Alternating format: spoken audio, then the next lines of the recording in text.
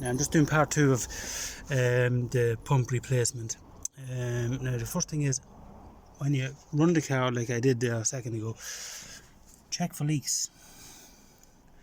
No leaks, happy days. Very important to check for leaks. Now, what we're going to do now is we're going to siphon the petrol, which is in the bucket, move back there from the bucket back into the tank, because when the pump went, unfortunately there was a full tank of fuel in the car. You can't put it in there because it's a safety thing. And it decided to break at that particular time. So here we go. Right, I'm going to take the camera down, just hold it on that.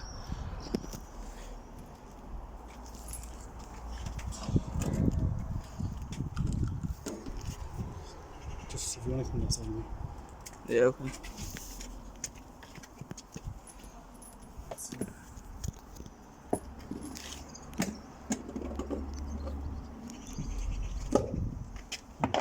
There's the fuel. Actually, maybe a better off. Just, yeah. 1 second, I see now. Here we go. So, just put this in here. Where am I going? So, and there, happy days. And then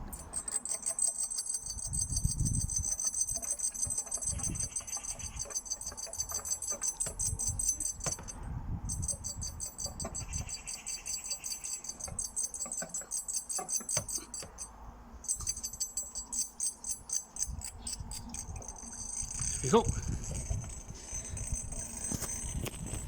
Once you hear that sound,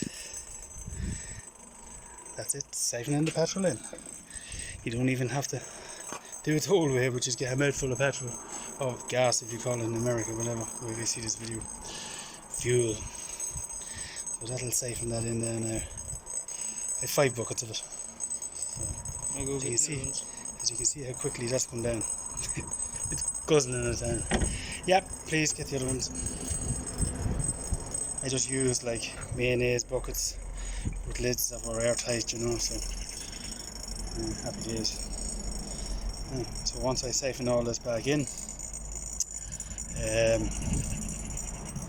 I'll just do another engine start and just check to see, make sure that the O-ring is really tight, and what I'll do then is I'll make sure there's no leaks.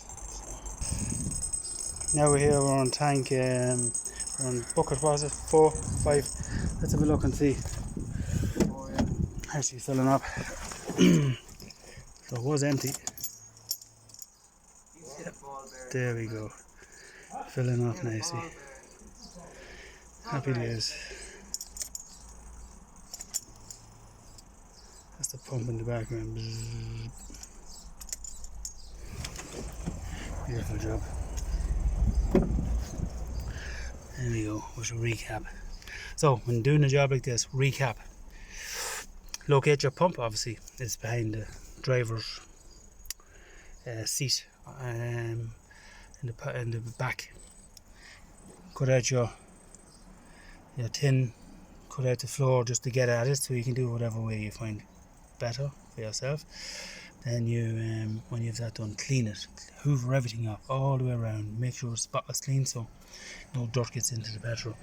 When you've that done, then you're ready to take it off. So go to the fuse box, F51 or 50, it's one or the other, and remove the fuse, turn the engine, drain this pipe, disconnect this, and then take off your O-ring with a mallet and a screwdriver anti-clockwise.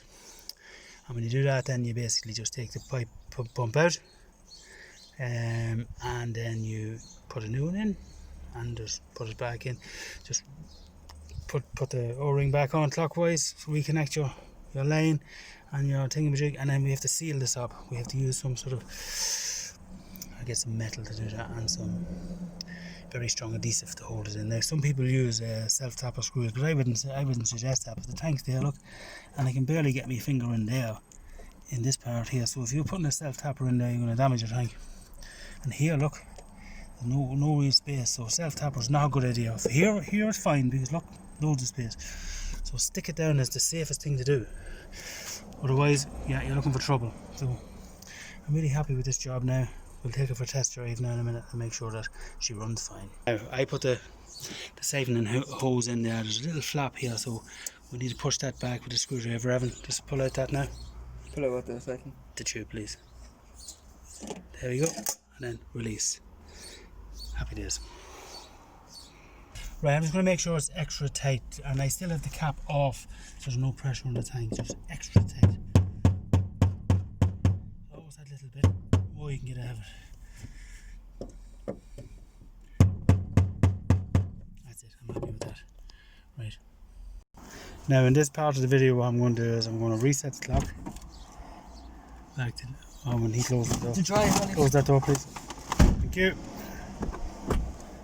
And then I'm going to reset the clock. Not. And it's at 216,379 kilometres. So we'll go for a spin now, and we'll go for about, maybe we do 30-40 kilometres, and we'll see how it goes and check out the job that I done. Well, we're motoring away here fine anyway. It's on what, 1.4 kilometres. Seems to be running well. No spluttering. Very nice. Before I changed this fuel pump, the old pump, it was start and stop, and you could get it to run and then it would break down, but the sound from the fuel pump was the sound of it guzzling petrol. I mean, it absolutely sucked the living daylights out of here. I tell you what, if it worked in a brothel, they'd be doing a great job. No offence to anyone working in there, but it was just shocking altogether.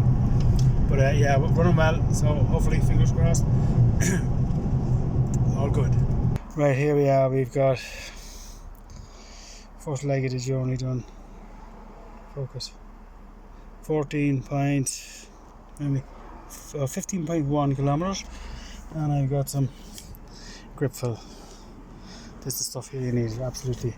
It's like seriously good, and no leaks, and it's running like a dream and all, and it's like, it's absolutely fantastic. Absolutely fantastic. Couldn't be any happier. And I was just looking at the fuel consumption when I was driving on the old one. I was getting 7.5 litres per 100 kilometre. Well, now it says 9.4 on that, but when I'm driving it's up to 12 litres per 100 kilometres, which is excellent. Like, first tip, before it took ages to start, it took 4 or 5 cranks for it to start. Excellent. There we go, that's the video for this. Please like and subscribe, and I just started my channel, so thank you.